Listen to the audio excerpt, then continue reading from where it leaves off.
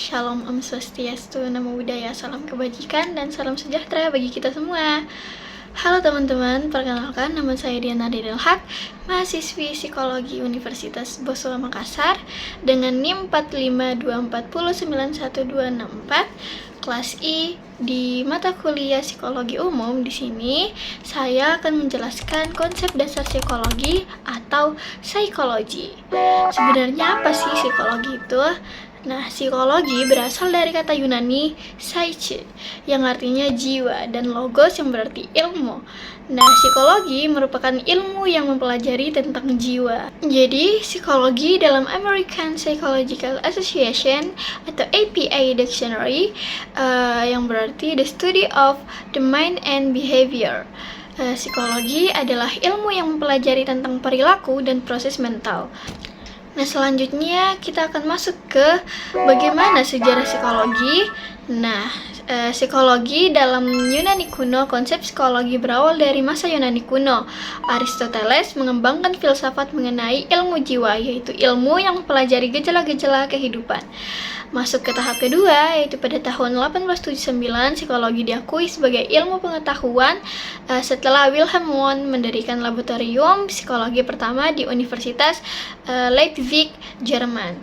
Kemudian masuk ke masa 1879 hingga sekarang, berkembang berbagai aliran psikologi seperti psikoanalisis, behaviorisme, humanistik, social learning, psikologi positif, psikologi intergenius, dan yang lainnya. Kemudian masuk ke tahun 1992, Fakultas Psikologi berdiri di Indonesia yang pertama kali didirikan di Universitas Erlangga, Surabaya, dan terus berkembang hingga saat ini. Kemudian Psychology as a social science.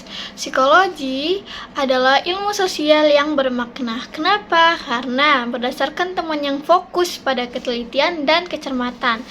Kemudian digali berdasarkan fakta. Juga psikologi bukan ilmu yang salah, yang mana tidak berdasarkan fakta. Nah, jadi saya akan memberikan gambar diagram. Nah, seperti ini. Nah, diagram ini menggambarkan dua perspektif yang berbeda dalam memahami perilaku manusia, yaitu psikologi, mentalistik, dan sosial. Jadi saya akan menjelaskan masing-masing. Yang pertama yaitu perspektif psikologi atau mentalistik. Perspektif ini berfokus pada faktor internal individu yang mempengaruhi perilaku. Nah, faktor-faktor yang meliputinya bisa jadi seperti persepsi, cara individu memproses informasi sensorik untuk membentuk pandangan tentang dunia. Kemudian yang kedua yaitu keyakinan atau belief, pemikiran atau asumsi yang dipegang seseorang tentang diri sendiri, orang lain, atau lingkungan.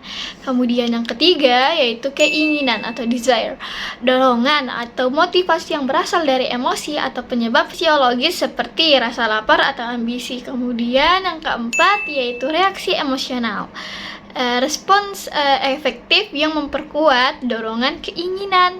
Yang kelima yaitu berpikir atau thinking.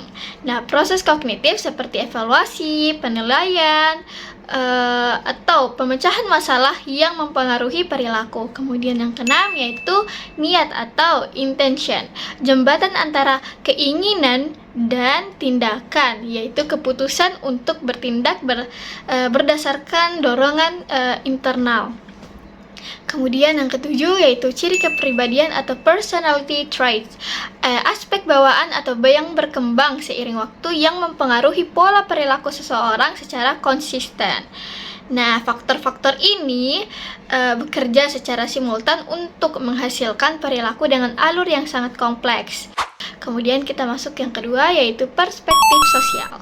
Nah, perspektif ini menekankan pengaruh lingkungan sosial terhadap perilaku. Contohnya termasuk norma. Nah, norma yaitu aturan tidak tertulis yang mengarahkan perilaku sesuai ekspektasi masyarakat. Kemudian yang kedua yaitu peran sosial atau social roles, harapan yang melekat pada posisi atau status tertentu dalam masyarakat. Misalnya peran sebagai mahasiswa atau peran sebagai anak, orang tua, atau pekerja. Kemudian yang ketiga yaitu aturan atau rules, ketentuan yang lebih formal seperti hukum atau regulasi yang mengatur perilaku. Kemudian yang keempat yaitu conversion atau konvensi, yaitu kebiasaan atau praktik yang diterima secara luas dalam masyarakat. Kemudian yang kelima yaitu episode atau skrip sosial. Nah, pola interaksi ini tertentu yang sudah terinternalisasi berdasarkan pengalaman berulang. Misalnya, bagaimana berbicara di rapat atau menyapa orang asing. Kemudian, di perspektif ini, perilaku seseorang tidak hanya dipengaruhi oleh faktor internal, tetapi juga konteks sosial, harapan kelompok, atau pola budaya. Jadi, kesimpulan dari diagram ini yaitu kedua perspektif ini saling melengkapi. Perspektif psikologi menyoroti pengaruh proses internal individu, sementara perspektif sosial menjelaskan bagaimana konteks eksternal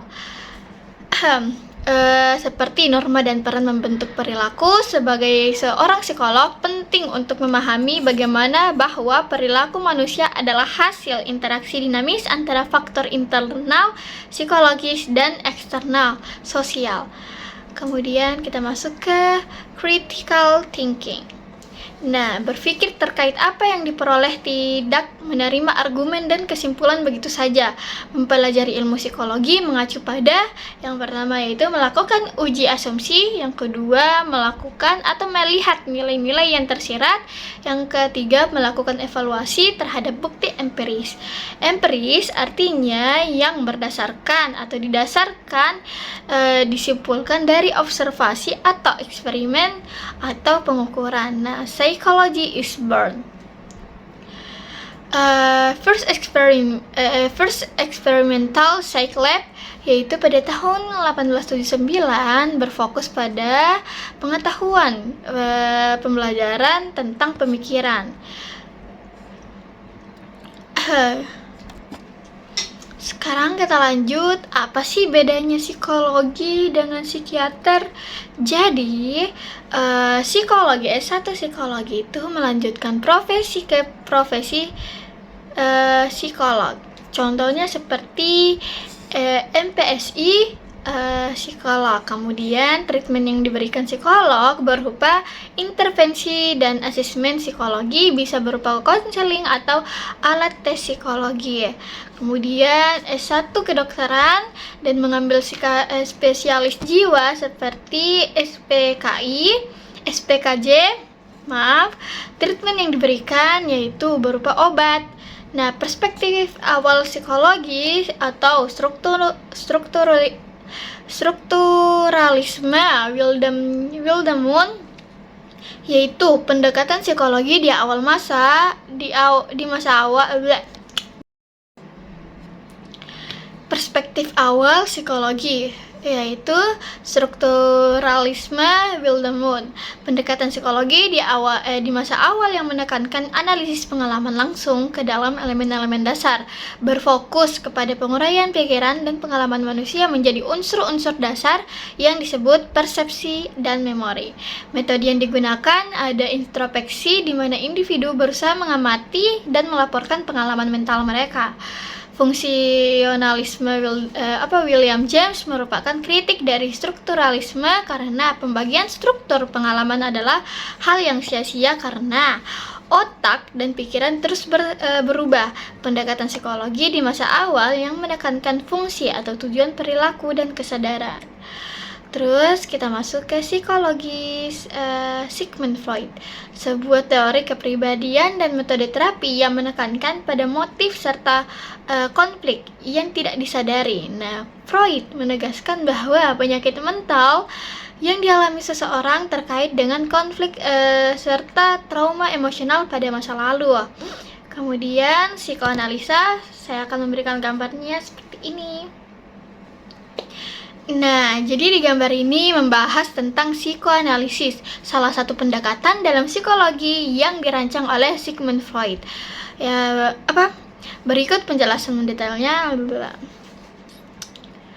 Jadi, saya akan menjelaskan siapa itu Sigmund Freud. Nah, Sigmund Freud adalah seorang neurologi asal Wina, Austria yang mengembangkan teori psikoanalisis pada akhir abad ke-19. Teori ini merupakan pendekatan yang menekankan pentingnya alam bawah sadar dan konflik internal dalam memahami perilaku manusia. Kita masuk yang kedua, yaitu asumsi dasar. Nah, asumsi dasar psikoanalisis adalah bahwa perilaku manusia sebagian besar itu dikendalikan oleh alam bawah sadar. Freud percaya bahwa pengalaman masa kecil atau dorongan primitif serta konflik batin antara keinginan dan norma sosial membentuk kepribadian dan perilaku seseorang. Terus kemudian kita masuk ke konsep dasar. Freud memperkenalkan struktur kepribadian manusia yang terdiri atas 3. Yang pertama yaitu id, yaitu bagian dari kepribadian yang bersifat primitif dan impulsif yang berfokus pada pemenuhan kebutuhan dasar, contohnya seperti makanan, seks, dan kenyamanan. Kemudian yang ketiga itu ego. Nah, komponen yang rasional dan realistis yang bertugas menengahi konflik antara id dan superego. Kemudian yang terakhir yaitu superego, bagian moral dari kepribadian yang mencerminkan norma sosial dan nilai-nilai yang dipelajari.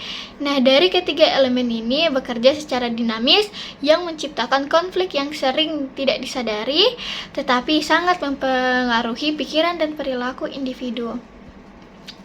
Kemudian kita masuk ke poin pentingnya. Nah, psikoanalisis memandang manusia sebagai makhluk yang memiliki dorongan dan keinginan atau homo volens.